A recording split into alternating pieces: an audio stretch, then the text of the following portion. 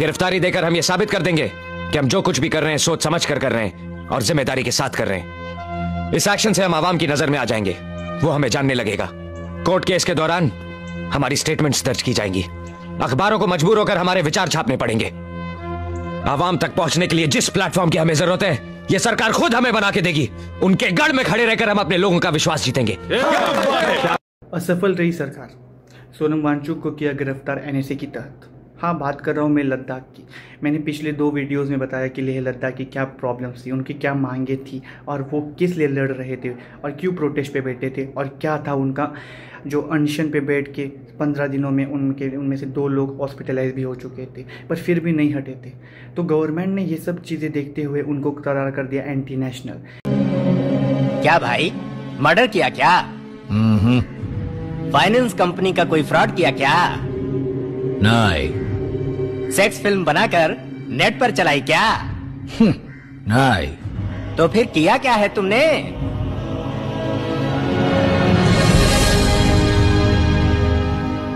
देश का भला किया। तब तो भैया जेल होनी ही थी। क्योंकि उनको पता था कि यहाँ पे डाइवर्सिटी है।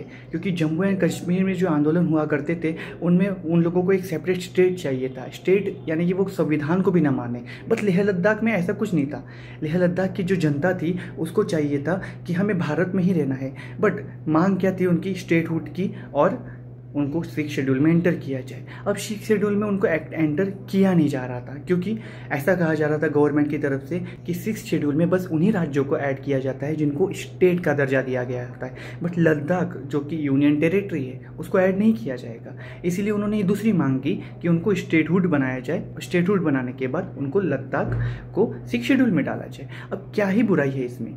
6 शेड्यूल कहता है, 6 शेड्यूल में वही समुदाय आता है जो ट्राइबल समुदाय होता है। और लेह लद्दाख की जो पॉपुलेशन है 90% पॉपुलेशन ट्राइबल है। तो आप समझिए इस बात को कि 90% पॉपुलेशन है ट्राइबल। 2019 में यूनियन टेरिटरी बनने का समर्थन करते हैं यही सोनम वांगचुक, जो खुले आवाज़ में समर्थन करता है बीजेपी का कि आपने बहुत अच्छा काम किया कि यूनियन टेरिटरी बनाई। हाँ, जब वो बीजेपी को प्रेज करता है, बीजेपी की वाहवाही करता है, तब ठीक है। बट जब वो एक क्वेश्चन रेज करता है कि हमारी जो मांगे हैं इन्वायरमेंटल को लेके, पर्यावरण को लेके, उसको सुनो, तो डिले किया जाता है बातों को। और डिले क्यों किया जाता है? क्योंकि वहाँ पे कुछ पूंजीपतियाँ के लोग प्लांट्स लगाने वाले थे। अब समझते हैं कौन से प्लांट्स, जैसे कि जो सोलर एनर्जी के जो प्लांट्स थे, जिससे कि कोई ऊर्जा वगैरह निर्माण होने वाली थी, और बाकी की जो स्टेट से उनको इलेक्ट्रिसिटी पास किया जाएगा। अब इससे लेह लद्दाख के लोगों को क्या बेनिफिट्स होगा? क्या उनका एम्प्लॉयमेंट इंक्रीज़ होगा? आप बता सकते हो इस बात से? नहीं ना, क्योंकि वहाँ के लोगों की जो बेसिक नीड्स थी ट्राइबल्स की, उनका जो कल्चर था, उनका जो हेरिटेज, फॉरेस्ट, जो कोल्ड डेजर्ट के नाम से जो लेह लद्दाख आज फेमस है, उसको वो बचाना चाहते थे। आप और हम, जैसे कि हमारे घर, हमारा जो आंगन होता है, जो हमारी सिटी होती है, उसको बेहतर बनाने की तलाश में रहते हैं। वही उन्होंने भी चाहा। हर नागरिक भारत का यही चाहता है कि अपनी सराउंडिंग में सबसे बेहतर काम हो, क्योंकि उसको वहाँ पे रहना है। गंदगी में रहना किसी को पसंद नहीं आएगा। तो उनकी भी मांग यही थी कि हमारा जो बेहतर कल होगा वो स्वच्छता से होगा, वो होगा कि नेचर की सुरक्षा करके। यही तो मांगे उन्होंने की थी सरकार से, बट मांगे नहीं सुनी गई। और देखा जाए तो वहाँ पे फूट नहीं पड़ रही थी, जैसे अन्य जगहों पे मिल जाएगी आपको।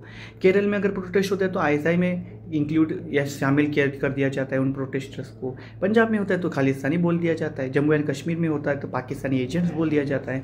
अभी लेह लद्दाख में हो गया तो चाइना या अलग अलग जगह से कॉन्टैक्ट्स हैं उनके, ये बताया जा रहा है। इतने दिनों से तो सो ही पड़े थे क्या? जो बॉर्डर एरियाज़ की जो सिटीज़ है, राइट, जो बॉर्डर एरियाज़ के जो डिस्ट्रिक्ट से, जो स्टेट से, उनकी एक्टिविटी हमेशा सरकार ने रखनी चाहिए, सर्विलेंस में रखनी चाहिए। क्या इतने 10 सालों में इन लोगों ने रखी नहीं? जब वो बंदा प्रेस कर रहा था तब उसके सपोर्ट में थे, तब क्यों नहीं चेक किया? उसकी जो इंस्टीट्यूशन है, जब उसको लैंड दिया गया, वो जब फुलफिल नहीं कर पा रहा था, उसके जो 3 रूल्स दिए गए थे उनमें अगर फिट नहीं बैठ पा रहा था, तो उसकी स्कूल्स को पहले ही बंद कर देना चाहिए था ना। जब उन्होंने मांगी कि इन्वायरमेंटलिस्ट की तौर पे उन्होंने जो मांगी की, तब जाके आपको याद आता है कि यार ये तो अभी खतरा बनते हुए नज़र आ रहा है, तो अभी इसके ऊपर हम कुछ ना कुछ कमेटी बिठाते हैं, सीबीआई, ईडी, एनएसए का कानून, एंटी नेशनल समथिंग कुछ ना कुछ लगा देते हैं। क्यों? क्योंकि आवाज़ दबाना है।